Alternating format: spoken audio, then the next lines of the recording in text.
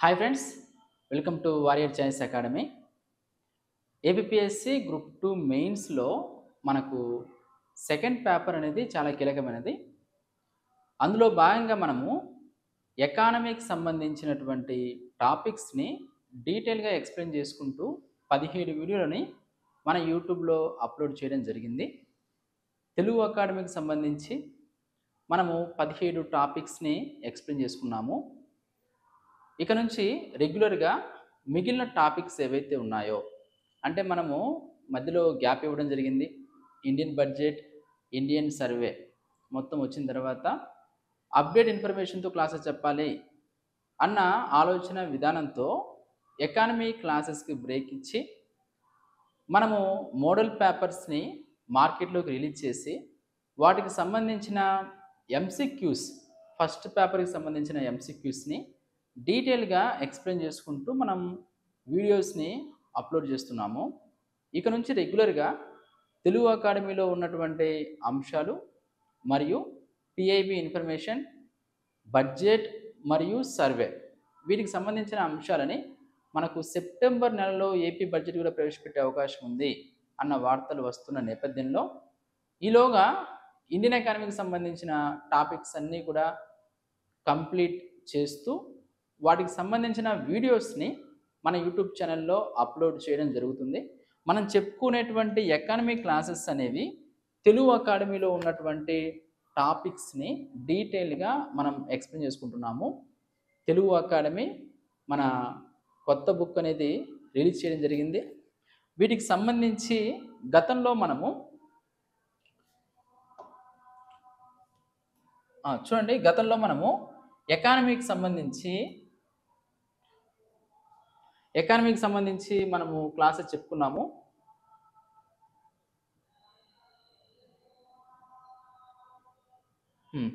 అందులో మనము ఇదిగోండి, ఎకానమీ క్లాస్ నెంబర్ 17 విత్త బ్యాంకింగ్ రంగాల సంస్కరణలు, జూలై 11, ఆ రోజు మనం చెప్పుకున్నటువంటి లాస్ట్ క్లాస్ ఎకానమీకి సంబంధించి.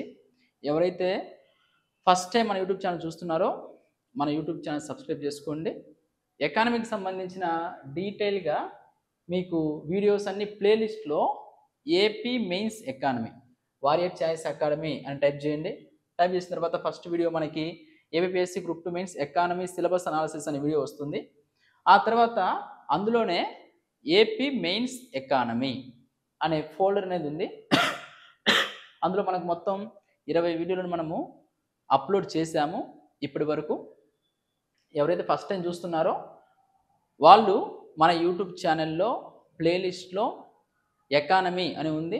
గతంలో మనము గంటన్నర, 1.5 అవర్, ఇలా 1.5 అవర్, 2 అవర్స్ క్లాస్ రెగ్యులర్గా మనం చెప్పుకున్నాము. ఇదిగోండి 2 అవర్స్ క్లాసెస్ కూడా మనం చెప్పుకున్నాము. వీటిని యూట్యూబ్లో లైవ్ క్లాసెస్ ద్వారా కూడా మనం అందించాము. త్వరలోనే మనము లైవ్ ద్వారా ఏవైతే కరెంట్ ఎకానమీ టాపిక్స్ ఉన్నాయో అవి, మరియు మొదటగా సిలబస్లో ఉన్న డీటెయిల్ ఇన్ఫర్మేషన్, దానికి అదనపు అంశాలను, వర్తమాన అంశాలను జోడిస్తూ మీ ముందు తీసుకుని రావడం జరుగుతుంది. కాబట్టి ఇంకా ఎవరైనా మన ఛానల్ సబ్స్క్రైబ్ చేసుకోకపోతే మన ఛానల్ని సబ్స్క్రైబ్ చేసుకోండి. మన ఛానల్లో మోడల్ పేపర్స్కి సంబంధించిన ఎక్స్ప్లెనేషన్ వీడియోస్ కూడా రెగ్యులర్గా అప్లోడ్ చేస్తాము. ఈ మోడల్ పేపర్స్ అనేవి పేపర్ 1 మరియు పేపర్ 2కి సంబంధించినవి. పేపర్ 1లో ఏపీ హిస్టరీ మరియు పాలిటిక్స్ సంబంధించి ఇప్పటి వరకు 4 మోడల్ పేపర్ల వీడియోలు అప్లోడ్ చేశాము. సెకండ్ పేపర్ వచ్చేసి ఎకానమీ మరియు ఎస్ఎన్టీ. వీటికి సంబంధించిన మోడల్ పేపర్స్ ఎక్స్ప్లెనేషన్ ఇంకా అప్లోడ్ చేయలేదు. ఎందుకోసం అంటే మెయిన్ ఎకానమీకి సంబంధించిన వీడియోస్ ఏవైతే ఉన్నాయో అవి కంప్లీట్ చేయడం, ఆ తర్వాత రీసెంట్ ఇష్యూస్ ఎక్కువగా ఈ సెకండ్ పేపర్లు ఉంటాయి కాబట్టి, అంటే కరెంట్ ఎకానమీ, కరెంట్ ఎస్ఎన్టీ, ఈ అంశాలను జోడిస్తూ మనం చెప్పాలి. కాబట్టి ఈ ఫస్ట్ పేపర్ ఒక 10 మోడల్ పేపర్లు కంప్లీట్ అయిన తర్వాత సెకండ్ మోడల్ పేపర్స్కి సంబంధించిన ఎక్స్ప్లెనేషన్ వీడియోస్ కూడా మనం అప్లోడ్ చేయడం జరుగుతుంది. ఏది ఏమైనప్పటికీ పేపర్ 1, పేపర్ 2 ప్రతి బిట్ని డీటెయిల్గా ఎక్స్ప్లెయిన్ చేస్తూ మన యొక్క యూట్యూబ్ ఛానల్ అప్లోడ్ చేస్తాము. ఈ మోడల్ పేపర్స్ కావాల్సిన వాళ్ళు మరియు ఏవైనా స్టాండర్డ్ బుక్స్ కావాలి అని అనుకున్న వాళ్ళు కింద డిస్క్రిప్షన్లో మన నెంబర్ ఉంది. ఆ నెంబర్కి మీరు కనుక డీటెయిల్ అడ్రస్ పంపిస్తే వాట్సాప్లో మీకు ఈ బుక్స్ మోడల్ పేపర్స్ అనేవి మీ ఇంటి వద్దకే పోస్టుల ద్వారా పంపించడం జరుగుతుంది. ఓకేనా? చూడండి, ఎకానమీకి సంబంధించి ఏపీ మెయిన్స్ ఎకానమీ అనే ప్లేలిస్ట్ ఉంది. ఆ ప్లేలిస్ట్లో ఇప్పుడు చెప్పుకున్న వీడియోస్ అన్నీ కూడా అందుబాటులో ఉన్నాయి. లాస్ట్ వీడియో మనకు క్లాస్ 17 విత్త బ్యాంకింగ్ రంగాల సంస్కరణల మీద మనం అప్లోడ్ చేసుకున్నాము.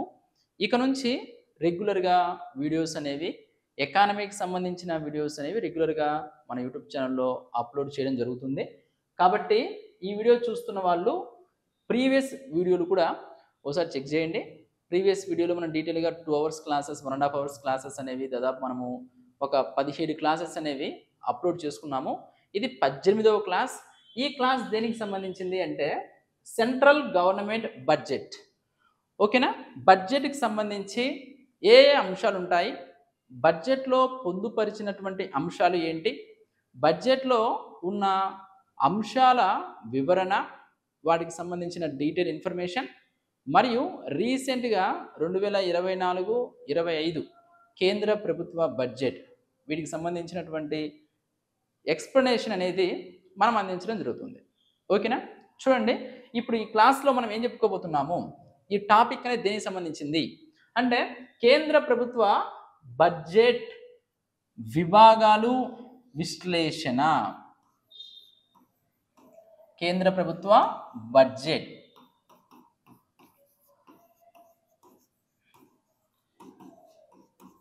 వీటికి సంబంధించిన విభాగాలు ఏమేమి ఉన్నాయి?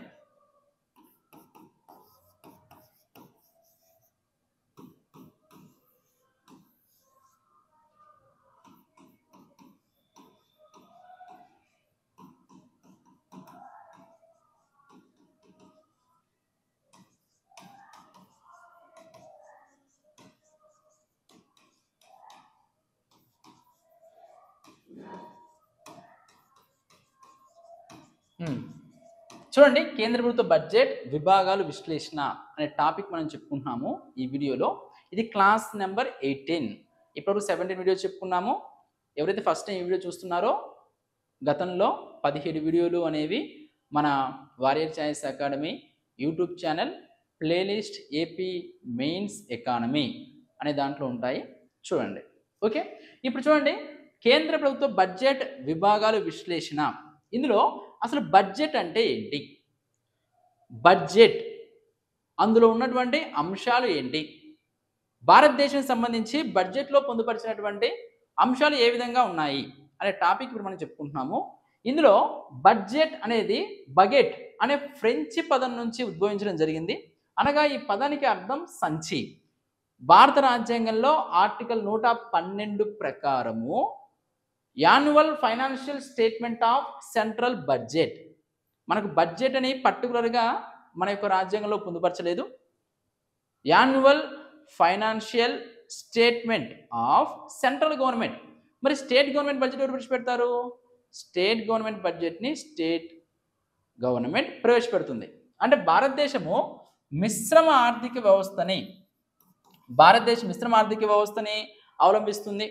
భారతదేశంలో కేంద్ర బడ్జెట్ని కేంద్రమే ప్రవేశపెడుతుంది, రాష్ట్ర బడ్జెట్ని రాష్ట్ర ప్రభుత్వం ప్రవేశపెడుతుంది, మరియు కేంద్ర పాలిత ప్రాంతాల బడ్జెట్ని కూడా ఎవరు చూసుకుంటారు? కేంద్రమే చూసుకుంటుంది. కేంద్ర పాలిత ప్రాంతాలకు సంబంధించినటువంటి బడ్జెట్. ఈ బడ్జెట్లో ఉన్నటువంటి అంశాలు ఏంటో మనం తెలుసుకుంటాం. మరియు ఇంకా ఈ టాపిక్లో బడ్జెట్ రకాలు, బడ్జెట్కి సంబంధించి ఏ ఏ రకాలు అనేవి ఉన్నాయి. ఇందులో భాగంగా సంతులిత బడ్జెట్, బ్యాలెన్స్ బడ్జెట్ అంటే ఏంటి, అదేవిధంగా అసంతులిత బడ్జెట్, అన్బ్యాలెన్స్డ్ బడ్జెట్.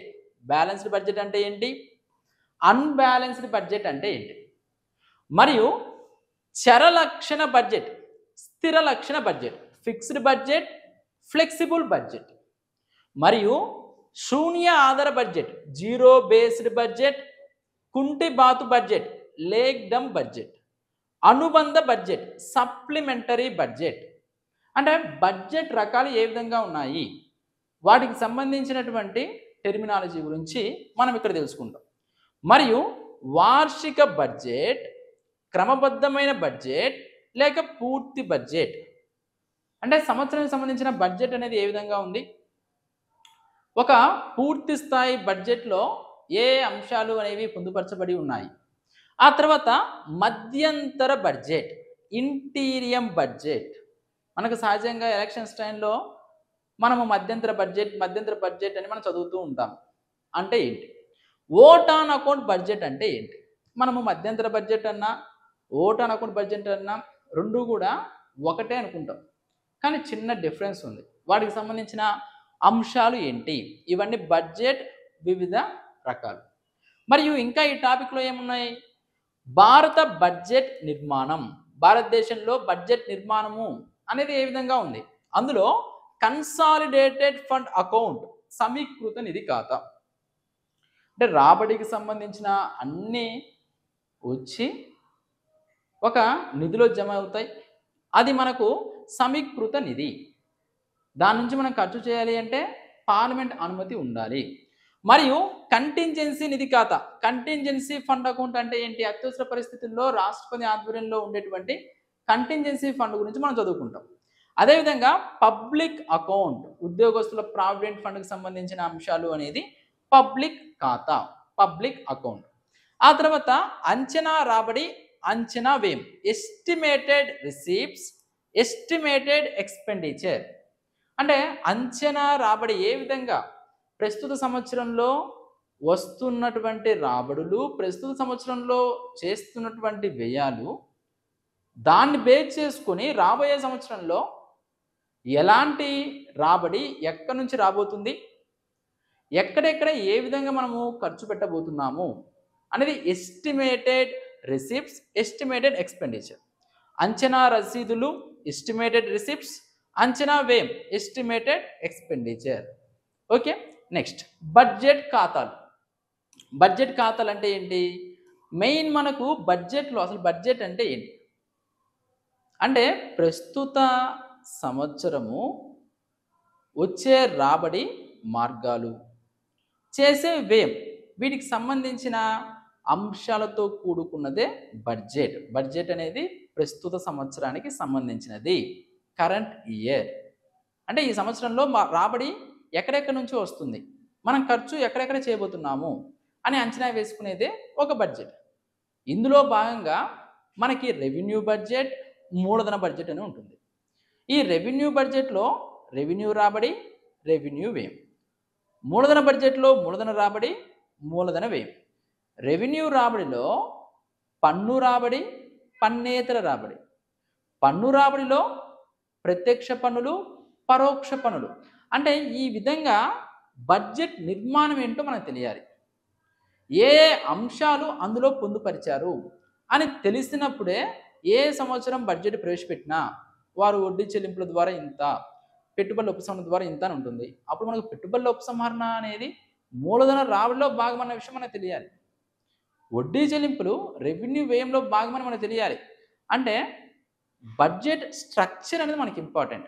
అందులో రెవెన్యూ బడ్జెట్టా, మూలధన బడ్జెట్టా, రెవెన్యూ రాబడినా, రెవెన్యూ వ్యయమా, మూలధన రాబడా, మూలధన వ్యయమా అనేది మనకు తెలిసినప్పుడే ఏ సంవత్సరం బడ్జెట్ ప్రవేశపెట్టినా కూడా వాటికి సంబంధించిన డీటెయిల్ ఇన్ఫర్మేషన్ మనం అక్కడే పొందుపరుచుకొని నేర్చుకోవడానికి అవకాశం ఉంటుంది. కాబట్టి వాళ్ళు ఎలాంటి ప్రశ్నలు అడుగుతున్నారు అనే దాన్ని బేస్ చేసుకుంటే కాన్సెప్ట్ సంబంధించిన ఇన్ఫర్మేషన్ పూర్తిగా మన దగ్గర ఉండాలి. ఆ కాన్సెప్ట్కే కరెంట్ ఇష్యూస్ అనేవి యాడ్ చేసుకోవాలి. అప్పుడే ప్రశ్నలు ఏ విధంగా అడిగినా కూడా మనం సమాధానం పెట్టడానికి అవకాశం ఉంటుంది. ఓకేనా? రెవెన్యూ బడ్జెట్, అందులో revenue receipts, revenue expenditure, revenue రసీదులు, రెవెన్యూ వ్యయం. రెవెన్యూ రాబడిలో పన్ను రాబడి, పన్నేతర రాబడి. మరియు క్యాపిటల్ బడ్జెట్, మూలధన రాబడి, మూలధన వ్యయం, క్యాపిటల్ రిసిప్ట్స్, క్యాపిటల్ ఎక్స్పెండిచర్. ఇదంతా కూడా బడ్జెట్ ఖాతాలు. అంటే ఇక్కడ మనం జాగ్రత్తగా గమనిస్తే ఇక్కడ చూడండి, ఇది మీకు కంపల్సరీ నోటెడ్ అయి ఉండాలి. బడ్జెట్కి సంబంధించి మనకి రెవెన్యూ బడ్జెట్ మరియు మూలధన బడ్జెట్. రెవెన్యూ బడ్జెట్లో రెండు రకాలు, రెవెన్యూ రాబడి, రెవెన్యూ వ్యయం. రెవెన్యూ రాబడి మళ్ళీ పన్ను రాబడి, పన్నేతర రాబడి. పన్ను రాబడి మరలా ప్రత్యక్ష పన్నులు, పరోక్ష పన్నులు. అంటే ప్రత్యక్ష పన్నుల్లో కార్పొరేషన్ పన్ను, ఆదాయ పన్ను ఇన్కమ్ ట్యాక్స్, సంపద పన్ను వెల్త్ ట్యాక్స్, బహుమతి పన్ను గిఫ్ట్ ట్యాక్స్. ఇలా పన్నులు ఉన్నాయి మనకి. ప్రత్యక్ష పన్నులు, పరోక్ష పన్నులు. పరోక్ష పన్నుల్లో ఎక్సైజ్, కస్టమ్స్, సేవా పన్ను, జిఎస్టి. ప్రత్యక్ష పన్ను, పరోక్ష పన్ను ఈ రెండు కూడా పన్ను రాబడి. ఈ పన్ను రాబడి రెవెన్యూ రాబడిలో భాగము. అంటే మనకు రీసోర్సెస్ ఎక్కడి నుంచి డబ్బులు వస్తున్నాయి, వచ్చే మార్గం ఏంటి, ఎంత పర్సెంటేజ్లో వస్తుంది, మనము రూపాయి రాక రూపాయి పోక అని మనం చదువుతూ ఉంటాం. ఎక్కడి నుంచి డబ్బులు వస్తున్నాయి, ఏ విధంగా మనం ఖర్చు పెడుతున్నాము అని తెలియజేసే ఇన్ఫర్మేషన్ అది. ఓకేనా? మీకు లేటెస్ట్ బడ్జెట్, లేటెస్ట్ సర్వే అనేది అర్థం కావాలి అంటే ఫస్ట్ అసలు అందులో ఉన్నటువంటి అంశాలు ఏంటి, బడ్జెట్కి సంబంధించి ఏ అంశాలు భారత ఆర్థిక వ్యవస్థలో మనం ప్రవేశపెడుతున్నటువంటి బడ్జెట్ స్ట్రక్చర్ అనేది ఏ విధంగా ఉన్నది అనేది మనకు తెలియాలి. ఓకేనా? ఇది రెవెన్యూ రాబడి. ఈ రెవెన్యూ రాబడిలో పన్ను రాబడి, ప్రత్యక్ష పన్నులు, పరోక్ష పన్నులు. అదేవిధంగా పన్నేతర రాబడి, ప్రభుత్వానికి పన్ను మార్గం ద్వారా కాకుండా పన్నేతర రూపంలో కూడా రాబడి అనేది వస్తుంది. జరిమానాలు అని, అదేవిధంగా లాభాలు, డివిడెండ్లు, ప్రభుత్వానికి కొన్ని సందర్భాల్లో వడ్డీ వస్తుంది, వాణిజ్యపర రాబడులు, పరిపాలనాపర రాబడులు. ఇలా మనకు పన్నేతర రాబడులు, ఫీజులు, జరిమానాలు ఇవన్నీ కూడా గవర్నమెంట్కి వచ్చే రాబడే. ఇది రెవెన్యూ రాబడి. మరి రెవెన్యూ వ్యయం అంటే ఏంటి? రెవెన్యూ వ్యయం మూలధన వ్యయం. ప్రభుత్వం చేసే ఖర్చు వలన ఆస్తులు గనక సృష్టించబడితే అది మూలధన వ్యయం. ఆస్తులు సృష్టించబడితే అది మూలధన వ్యయం. ఆస్తులు సృష్టించబడకుండా పరిపాలన పరంగా చేసేది నిత్యం, అది రెవెన్యూ వ్యయం. ఇప్పుడు ఏదైనా ప్రాజెక్ట్ కట్టారండి, పోలవరం ప్రాజెక్టులో, లేకపోతే మౌలిక సదుపాయాలు కల్పించే అంశాలు, రోడ్డు నిర్మాణము, ఇలాంటివన్నీ కూడా వీటి మీద చేసే ఖర్చు అనేది క్యాపిటల్ ఎక్స్పెండిచర్, అంటే మూలధన వ్యయం. దానివల్ల భవిష్యత్తులో లాభాలనే వస్తాయి. అలా కాకుండా శాలరీస్ ఇవ్వడం, నిరుద్యోగ వృత్తి, ఈ ఏకపక్ష బదిలీలు, ఇలాంటివన్నీ కూడా రెవెన్యూ వ్యయంలో భాగంగా ఉంటాయి. రెవెన్యూ వ్యయం. ఓకేనా? ఒకటే పాయింట్, సింపుల్ పాయింట్. రెవెన్యూ వ్యయానికి మూలధన వ్యయానికి డిఫరెన్స్ ఏంటి? ప్రభుత్వం చేసే ఖర్చు వలన నూతన ఆస్తుల సృష్టి జరిగితే అది మూలధన వ్యయం. నూతన ఆస్తులు సృష్టించబడకుండా ఉంటే అది రెవెన్యూ వ్యయం. రెవెన్యూ వ్యయం ఎక్కువ ఉండాలా, మూలధన వ్యయం ఎక్కువ ఉండాలా? మూలధన వ్యయం ఎక్కువగా ఉంటే బాగుంటుంది, కానీ సహజంగా రెవెన్యూ వ్యయం ఎక్కువగా ఉంటుంది ప్రభుత్వము తన యొక్క రాజకీయ అవసరాలు, పరిపాలన అవసరాల నేపథ్యంలో. ఓకేనా? నెక్స్ట్ తర్వాత మనం ఇక్కడ చూసుకుంటే మూలధన రాబడి కిందకి ఏమొస్తాయి? ఆస్తులు తగ్గించేవి లేదా రుణేతర రాబడులు అని. రుణ రాబడులు అంటే రుణాలు అనేవి కూడా మూలధన రాబడి కిందకే వస్తుంది. మనము ఏం లేదండి, మనకి ఎక్కడి నుంచి డబ్బులు వస్తున్నాయి, ఎంత డబ్బులు వస్తున్నాయి, ఎక్కడైనా తక్కువగా ఉంటే ఎక్కడి నుంచి మనం సమీకరించుకోవాలి అనేది బడ్జెట్. ఇందులో రుణాలను కూడా మనం చూపిస్తాం. అంటే గత సంవత్సరం మనం చేసిన అంచనాల నేపథ్యంలో ఎంత మనకు డెఫిషిట్ అనేది వస్తుంది అన్న ఐడియా ఉంటుంది కాబట్టి ఒక 5 లక్షల కోట్లు, 6 లక్షల కోట్లు, 10 లక్షల కోట్లు అవసరం అనుకోండి. అప్పుడు ఏం చేస్తారు? రుణాలను తీసుకుంటారు. రుణాలను కూడా బడ్జెట్లో చూపిస్తారు. అది మూలధన బడ్జెట్లో మూలధన రాబడి కింద చూపిస్తారు. ఈ రుణ రాబడిలో మళ్ళీ స్వదేశీ నుంచి తీసుకోవచ్చు, విదేశీ నుంచి తీసుకోవచ్చు. స్వదేశీయంగా మనం గమనిస్తే గృహరంగం నుండి చిన్న మొత్తాల పొదుపు, గవర్నమెంట్ సెక్యూరిటీల అమ్మకాలు, విదేశాలలో అధికార సంస్థలు, ప్రభుత్వాల నుంచి కూడా మనం తీసుకోవచ్చు. అది రుణాల ద్వారా. వీటి గురించి డీటెయిల్గా ప్రతి పాయింట్ నుంచి మనం ఎక్స్ప్లెయిన్ చేసుకుంటున్నాము. ఈ క్లాస్ యొక్క ఇంటెన్షన్ ఏంటంటే మనం చెప్పుకునే బడ్జెట్లో ఏ అంశాలు ఉన్నాయి అని మనకు ముందుగా ఓవరాల్గా ఒక స్ట్రక్చర్ గురించి మనం చెప్పుకుంటున్నాం. ఓకేనా? ఆ తర్వాత ఆస్తుల విలువ తగ్గించేవి లేదా రుణేతర రాబడులు, రుణాలు కాకుండా ఇంకా రాబడులు ఉన్నాయి. ఏంటవి? పెట్టుబడుల ఉపసంహరణ. వాస్తవం చెప్పాలంటే ఇప్పుడు పెట్టుబడుల ఉపసంహరణ, డిస్ఇన్వెస్ట్మెంట్ అనేది జరుగుతుంది. ప్రభుత్వం పెట్టుబడుల ఉపసంహరణ ఏవైతే నష్టాల్లో ఉన్నాయో దీర్ఘకాలికంగా వాటి నుంచి పెట్టుబడులు విత్డ్రా చేసుకున్నప్పుడు ప్రభుత్వానికి డబ్బులు వస్తాయి. అది మనకు యాక్చువల్గా ఈ సంవత్సరము రాబడి కిందే మనం గమనిస్తాము, డబ్బులు వచ్చినట్టే ఉంటుంది. కానీ దీర్ఘకాలంలో మనం ఆస్తి అనేది కరిగిపోతున్నట్టు దాని అర్థం. ఆస్తులు తగ్గించుకుంటున్నాము. మనకు ఒక 5 ఎకరాల పొలం ఉందనుకోండి, ఉంటే ఒక 6 ఎకరం పొలం అమ్ముకున్నాం అనుకోండి, ఈరోజు ఒక 20 లక్షలు, 10 లక్షలు, 5 లక్షలు ఉన్న ఏరియాని బట్టి మనకు డబ్బులు వస్తాయి. అది మనం రాబడి కింద చూసుకుంటున్నాం. కానీ వాస్తవంగా మనకు 5 ఎకరాలు ఉండేది కాస్త 4.5 ఎకరాలు తగ్గిపోతుంది. 4.5 3.5 ఎకరాలకి అలా తగ్గుతూ వస్తుంది. అది మన డిస్ఇన్వెస్ట్మెంట్, మన ఆస్తులు అనేవి కరిగిపోవడము. ఆ తర్వాత ప్రభుత్వ ఆస్తుల అమ్మకం, ప్రభుత్వ రుణాల వసూలు చేసుకునేది కూడా రాబడే. అల్టిమేట్గా డబ్బులు మన అకౌంట్లో పడుతున్నాయి, రాబడే. రుణం ద్వారా రాబడే, ఆస్తులు అమ్ముకున్న రాబడే, పెట్టుబడుల ఉపశమన ద్వారా కూడా రాబడే. అయితే ఏ మార్గం నుంచి వస్తుంది, ఎక్కడ మనకు లోటు ఏర్పడుతుంది అనేది మనకి ఇక్కడ తెలుస్తుంది. ఆ తర్వాత మనం చూసుకుంటే రెవెన్యూ రాబడి, మూలధన రాబడి. రెవెన్యూ మూలధన రాబడి. నెక్స్ట్ రెవెన్యూ వ్యయం అంటే ఏంటి? చేసే వ్యయం. మనం ఇందాకే చెప్పుకున్నాం, నూతన ఆస్తుల సృష్టి కోసం చేసే వ్యయమే మనము మూలధన వ్యయం. నూతన ఆస్తుల సృష్టి జరగకుండా వడ్డీ చెల్లింపులు మెయిన్ డ్రాబ్యాక్. కేంద్ర ప్రభుత్వానికి కానీ రాష్ట్ర ప్రభుత్వాలకు కానీ ఉన్నటువంటి మెయిన్ డ్రాబ్యాక్ ఏంటి? వడ్డీ చెల్లింపులు. గతంలో తీసుకున్నటువంటి అప్పులే విపరీతంగా ఉన్నాయి. అప్పులు విపరీతంగా ఉండడం వల్ల వాటి మీద వచ్చే వడ్డీ అనేది పెరిగిపోతూ ఉంటుంది. మనకు జిఎస్టీ ద్వారా ఎంత ఆదాయం వస్తుందో అంతకు సమానమైన ఆదాయం మనము వడ్డీ చెల్లింపులకే కడుతున్నాం. అది కేంద్ర ప్రభుత్వంలో కానివ్వండి, రాష్ట్ర ప్రభుత్వంలో కానివ్వండి, అన్ని రాష్ట్రాల్లో పరిస్థితి ఆ విధంగానే ఉంది. ఓకే, ఆ తర్వాత సబ్సిడీలు ఇస్తున్నారు రైతులకు కానివ్వండి, వివిధ వెనకబడిన అణగారిన వర్గాలకు ప్రభుత్వం ఏం చేస్తుంది? సబ్సిడీలు ఇస్తుంది. అది రెవెన్యూ వ్యయం. ఆ తర్వాత మనకు రక్షణ వ్యయం. ఇక్కడ పాయింట్ ఏంటి? రక్షణ వ్యయము అనేది సాధారణ పరిస్థితుల్లో అయితేనేమో రెవెన్యూ వ్యయం, అదే మనకు అత్యవసర పరిస్థితుల్లో అయితేనేమో మూలధన వ్యయం. సాధారణ పరిస్థితుల్లో అయితే రెవెన్యూ వ్యయం, అత్యవసర పరిస్థితుల్లో అయితే మూలధన వ్యయం. ఓకేనా? ఇక్కడ మనం జాగ్రత్తగా గమనిస్తే సాధారణ పరిస్థితుల్లో రక్షణ పరంగా అనేక చర్యలు తీసుకుంటూ ఉంటారు. అందులో భాగంగా మన ఆయుధాలకు సంబంధించిన కొనుగోళ్ళు మరియు ఉద్యోగస్తులకి, అంటే రక్షణ రంగంలో పనిచేసే ఉద్యోగస్తులకి వేతనాలు చెల్లించడం, రక్షణ రంగంలో పనిచేసి రిటైర్ అయినటువంటి వారికి పింఛన్లు ఇవ్వడం, ఇవన్నీ కూడా రెవెన్యూవే. ఇప్పుడు సాధారణ పరిస్థితుల్లో. అదే అత్యవసర పరిస్థితుల్లో అనుకోండి, యుద్ధము ఇలాంటివన్నీ సంభవించినప్పుడు, యుద్ధానికి సంబంధించిన అంశాలు అనేవి ఉన్నప్పుడు మన దేశాన్ని కాపాడేది మూలధన వ్యయము.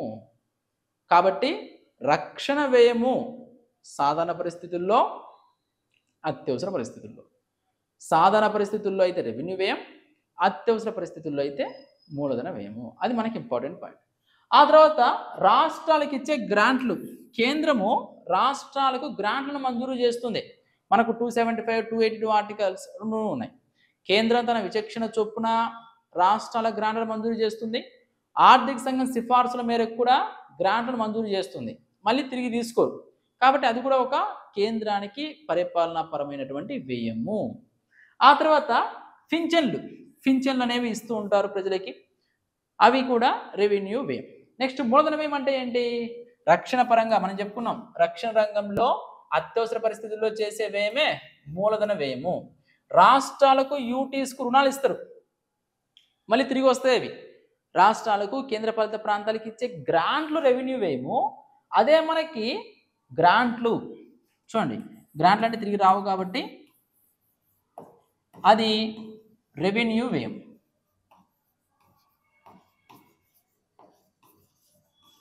అదే మనకి రుణాల విషయానికి వస్తే రుణాలు అనేవి మూలధన వ్యయం. ఓకే, అదేవిధంగా పిఎస్యులకు ఇచ్చే రుణాలు, పబ్లిక్ సెక్టర్ యూనిట్స్కి ఇచ్చే, ప్రభుత్వ రంగ సంస్థలకు ఇచ్చేటువంటి రుణాలు, ఇవి మనకు మూలధన వ్యయం. ఇది స్ట్రక్చర్ మీకు గుర్తున్నప్పుడే బడ్జెట్లో మనకు రెవెన్యూ లోటు అంటే ఏంటి, రెవెన్యూ రాబడి, రెవెన్యూ వ్యయము, అందులో రెవెన్యూ రాబడి కన్నా రెవెన్యూ వ్యయం ఎక్కువగా ఉంటే రెవెన్యూ లోటు. అదేవిధంగా ప్రాథమిక లోటు అంటే ఏంటి, బడ్జెట్ లోటు అంటే ఏంటి, కోశ లోటు అంటే ఏంటి అనేవి మీకు తెలియాలి అంటే ముందుగా రెవెన్యూ బడ్జెట్ తెలియాలి. అందులో రెవెన్యూ రాబడిలో ఏమున్నాయి, రెవెన్యూ వ్యయంలో ఏమున్నాయి, మూలధన రాబడిలో ఏమున్నాయి, మూలధన వ్యయంలో ఏమున్నాయి అని మీకు తెలిసినప్పుడు మాత్రమే మీరు సరైన సమాధానం పెట్టగలరు. కాబట్టి ఫస్ట్ కాన్సెప్ట్ మెయిన్, మనకు కాన్సెప్ట్ అనేది మన మైండ్లో ఉన్నప్పుడు ప్రశ్న ఏ విధంగా ఇచ్చి ఆప్షన్స్ ఏ విధంగా ఇచ్చి కన్ఫ్యూజ్ చేసినప్పటికీ మనం సరైన సమాధానం పెట్టడానికి ఆస్కారం ఉంటుంది. ఓకే, ఇది కంపల్సరీ మీరు నేర్చుకుని ఉండాలి, మీకు ఐడియా ఉండాలి. ఓకే, నెక్స్ట్ చూడండి, మనకు బడ్జెట్ ఖాతాలు, రెవెన్యూ బడ్జెట్, క్యాపిటల్ బడ్జెట్. ఆ తర్వాత బడ్జెట్లో వివిధ రకాల లోటులు. రెవెన్యూ లోటు అంటే ఏంటి, లోటు అంటే ఏంటి, ఫస్ట్ మనకి లోటు అంటే డెఫిషియట్. అందులో భాగంగా రాబడి వ్యయం. మనకు మొత్తము బడ్జెట్ అంటేనే రిసీప్ట్స్ అండ్ పేమెంట్స్. రాబడి వ్యయం, రాబడి వ్యయం రెండు సమానంగా ఉన్నాయనుకోండి, సంతులిత బడ్జెట్, రెండు సేమ్. అదే మనకి రాబడి కన్నా వ్యయం ఎక్కువగా ఉందనుకోండి, అది మనకి లోటు. రాబడి కన్నా వ్యయం ఎక్కువగా ఉంటే లోటు. అదే మనకి వ్యయం కన్నా రాబడి ఎక్కువగా ఉంటే మిగులు. అంతే కదా, మనకు 30,000 శాలరీ వచ్చిందనుకోండి, 35,000 రూపాయలు ఖర్చు పెడితే మనకు బడ్జెట్ లోటులో ఉన్నామంటాం. అవునా కదా, మనకు వచ్చే ఆదాయం కన్నా చేసే ఖర్చు అనేది ఎక్కువగా ఉంటే లోటులో ఉన్నట్టు అర్థం. అదే మనకి 50,000 శాలరీ వచ్చి 45,000 రూపాయలు ఖర్చు అయిందనుకోండి, 5,000 రూపాయలు మనకు మిగులు. ఓకే, అలా మనకి 50,000 శాలరీ వచ్చి 50,000 ఖర్చు పెడితే అది సంతులిత బడ్జెట్. అంటే మనకు మన యొక్క శాలరీని బేస్ చేసుకుని మనము ఒక కుటుంబంలో కానివ్వండి, వ్యక్తిగతంగా కానివ్వండి, వచ్చే రాబడి వ్యయం అంచనాలు వేసుకుంటాం కదా, అలా దేశానికి వేస్తే సెంట్రల్ బడ్జెట్, రాష్ట్రానికి వేస్తే స్టేట్ బడ్జెట్. ఓకే, ఇది మనకు సంబంధించింది. అందులో రెవెన్యూ లోటు అంటే ఏంటి, ఆ తర్వాత బడ్జెట్ లోటు అంటే ఏంటి, కోశ లోటు. అన్నిటికన్నా మనకి ఇక్కడ ఇంపార్టెంట్ కోశ లోటు, రుణాలకు సంబంధించిన అంశం ఉంటుంది ఇందులో. కోశ లోటు అంటే ఏంటి, ప్రాథమిక లోటు అంటే ఏంటి, మానిటైజ్ డెఫిషియట్ అంటే ఏంటి, ఇవన్నీ కూడా బడ్జెట్లో ఉన్న లోటు. మనకు బడ్జెట్లో 4.9% అని, 4.1% అని, 3.9% అని ఇలా ఇస్తారు.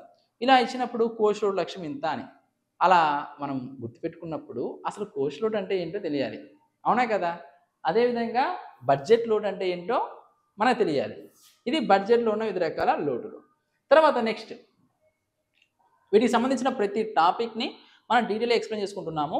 ఈ వీడియోలో ఈ టాపిక్లో అసలు ఏమున్నాయి, ఏ అంశాలు మనం చదవాలి, ఏ అంశాలు మనకు తెలుగు అకాడమీలో ఇచ్చారు అని మనం చదువుకుంటున్నాం.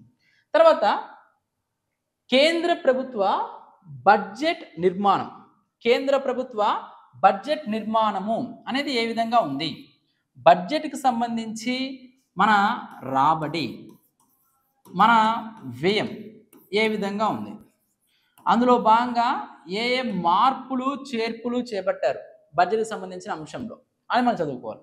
ఆ తర్వాత భారత ప్రభుత్వ బడ్జెట్ ప్రధాన అంశాలు అంటే మనకు ప్రణాళిక బడ్జెట్, ప్రణాళికేతర బడ్జెట్, అభివృద్ధి బడ్జెట్, అభివృద్ధేతర బడ్జెట్ అని ఇలాంటి కొన్ని మార్పులు చేర్పులు తీసుకొచ్చారు. ముఖ్యంగా 2017-18 అనుకోండి, 2017-18 బడ్జెట్ అనేది గతంలో ఫిబ్రవరి 28వ తేదీన బడ్జెట్ ప్రవేశపెట్టేవాళ్ళు, దాన్ని ఫిబ్రవరి 1కి మార్చడం జరిగింది. గతంలో రైల్వే బడ్జెట్ మరియు సాధారణ బడ్జెట్ వేరువేరుగా ఉండేవి, ఆ రెండు కలిపి ఒకటే బడ్జెట్గా ప్రవేశపెట్టడం జరిగింది. రైల్వే బడ్జెట్, సాధారణ బడ్జెట్. రైల్వే బడ్జెట్ను సపరేట్గా ప్రవేశపెట్టాలి అని అక్వర్త్ కమిటీ 1921లో చెప్తే 1924 నుంచి ప్రవేశపెట్టారు. ఆ తర్వాత 2017 నుంచి బిబెక్ దేబ్రాయ్ కమిటీ సిఫార్సుల మేరకు రైల్వే బడ్జెట్, సాధారణ బడ్జెట్ రెండు కలిపి ప్రవేశపెట్టడం జరిగింది. మరియు గతంలో ప్రణాళిక బడ్జెట్, ప్రణాళికేతర బడ్జెట్ ఉండేది, దాన్ని కూడా తీసివేయడం జరిగింది. ఓకే, ఇలాంటి మార్పులు చేర్పులు ఏం తీసుకొచ్చారు అనేది మనం చదువుకుంటాం. భారత ప్రభుత్వ బడ్జెట్ ప్రధాన అంశాల విశ్లేషణ. ఆ తర్వాత నెక్స్ట్ ప్రభుత్వ బడ్జెట్, ప్రభుత్వ రెవెన్యూ వ్యయం మరియు మూలధన వ్యయం. మనం ఇప్పుడే చెప్పుకున్నాం రెవెన్యూ వ్యయంలో ఏ అంశాలు ఉంటాయి, మూలధన వ్యయంలో ఏ అంశాలు ఉంటాయని చెప్పుకొని ప్రభుత్వం ఎలాంటి చర్యలు చేపట్టింది, దేనికి, రెవెన్యూ వ్యయానికి, మూలధన వ్యయానికి ఏ అంశాలు అనేవి అందులో పొందుపరిచింది అని మనం చదువుకుంటాం. అంటే భారతదేశంలో రెవెన్యూ వ్యయం ఎక్కువగా ఉందా, మూలధన వ్యయం ఎక్కువగా ఉందా అని మనం గమనిస్తే రెవెన్యూ వ్యయమే ఎక్కువ ఉంది. అందుకు గల కారణాలు ఏంటి, ఏ విధంగా, ముఖ్యంగా మనకు జనాభా ఎక్కువ, దానికి సంబంధించిన అంశాలు ఇందులో మనం చదువుకుంటాం. ఆ తర్వాత ప్రభుత్వ ప్రణాళికా వ్యయం మరియు ప్రణాళికేతర వ్యయం, ప్రణాళికల్లో పొందుపరిచిన అంశాలు, ప్రణాళికేతర అంశాలు. మనకు 2017తో 12వ ప్రణాళిక అనేది ముగిసిపోయింది. ఆ తర్వాత నీతి ఆయోగ్ మనకు రావడము 2015 నుంచి నీతి ఆయోగ్ సంబంధించిన ప్రణాళిక విధానాల్లో భాగంగా అభివృద్ధేతర అనేది తీసుకొచ్చారు. ప్రణాళికేతర స్థానంలో ప్రభుత్వ అభివృద్ధి వ్యయం మరియు అభివృద్ధేతర వ్యయం, దేశీయ విదేశీయ అప్పులు, internal and external debt obligations. అంటే మనం ఇందాక ఏం చెప్పుకున్నాము, బడ్జెట్లో రాబడుల్లో మూలధన రాబడి గురించి మనం మాట్లాడుకున్నాము. ఈ మూలధన రాబడిలో భాగంగా అప్పులు అనేవి ఉన్నాయి. ఈ అప్పులు అనేవి విదేశీ, స్వదేశీ రుణ రాబడి అని చెప్పుకున్నాం. ఏ సంస్థల నుంచి ఏ రకాలుగా మనకు వచ్చాయి అది మనం తెలుసుకుంటాం. ఆ తర్వాత లోటు బడ్జెట్ విధానం. లోటు బడ్జెట్ విధానం అంటే ఏం చెప్పుకున్నాము, లోటు రాబడి కన్నా వ్యయం ఎక్కువగా ఉంటే లోటు. దీనికి సంబంధించిన అంశాలు ఏంటి, ప్రభుత్వం కొన్ని సందర్భాల్లో వ్యయం చేయాలి, ప్రజల చేతుల్లో ఎక్కువ డబ్బు అందుబాటులో ఉండాలి. అలాంటప్పుడు ఎలాంటి సందర్భాలలో ఎలాంటి విధానపర నిర్ణయాలను ప్రభుత్వం అమలు చేస్తుంది. ఆ తర్వాత కేంద్ర బడ్జెట్ 2024-25 ప్రధాన అంశాలు. అన్నిటికన్నా ముఖ్యంగా చివరిలో మనము 2024-2025 బడ్జెట్లో ఉన్నటువంటి ప్రధాన అంశాలు ఏంటి, మనం డైరెక్ట్గా 2024-25 బడ్జెట్ అని చెప్పుకోవచ్చు. కానీ ఎక్కువ మందికి ఎకానమీలో ఉన్న టెర్మినాలజీ పదాలు అర్థం కావడానికి డీటెయిల్గా సిలబస్లో ఉన్న ప్రతి టాపిక్ని మనం చదువుకుంటున్నాం. కాబట్టి ఏవైతే స్టార్టింగ్ నుంచి మనకి తెలుగు అకాడమీ మనం చెప్పుకునేది భారత ఆర్థిక వ్యవస్థ పోటీ పరీక్షల ప్రత్యేకము అని తెలుగు మరియు సంస్కృత అకాడమీ, పాత బుక్ కాదండి, ఇది కొత్త బుక్. మనకి ఈ పుస్తకంలో ఉన్న అంశాలని మనము చెప్పుకుంటున్నాం. అందులో భాగంగా డీటెయిల్గా మనము భారత కేంద్ర ప్రభుత్వ బడ్జెట్ విభాగాలు విశ్లేషణ అనే టాపిక్ సంబంధించి ఏ అంశాలు ఉన్నాయో మనము ఎక్స్ప్లెయిన్ చేసుకున్నాము. నెక్స్ట్ వీడియో నుంచి దీనికి సంబంధించి ప్రతి పదాన్ని క్లియర్గా ఎక్స్ప్లెనేషన్ చేసుకుంటూ ఎగ్జాంపుల్స్ మీకు అర్థమయ్యే విధంగా ఉదాహరణలతో చెప్పడము, రీసెంట్ బడ్జెట్కి సంబంధించిన అంశాలు అన్నిటినీ కూడా మీకు ఎక్స్ప్లెయిన్ చేయడం జరుగుతుంది. ఇంకా ఎవరైనా మన యూట్యూబ్ ఛానల్ సబ్స్క్రైబ్ చేసుకోకపోతే మన యూట్యూబ్ ఛానల్ సబ్స్క్రైబ్ చేసుకోండి. ఆల్రెడీ మనం మార్కెట్లోకి మోడల్ పేపర్స్ రిలీజ్ చేసాము. ఈ మోడల్ పేపర్ సంబంధించిన ఎక్స్ప్లెనేషన్ వీడియోస్ కూడా ఈలోపు చూస్తూ ఉండండి. ఈ వీడియోస్ అనేవి మీకు ఎంతగానో ఉపయోగపడతాయి. ఈ మోడల్ పేపర్స్ అనేవి మన హైదరాబాద్లో ఉన్నటువంటి అన్ని బుక్ స్టాల్స్లో మరియు మన ఆంధ్రప్రదేశ్లో ఉన్నటువంటి ప్రముఖ బుక్ స్టాల్స్ అన్నింటిలో కూడా అందుబాటులో ఉన్నాయి.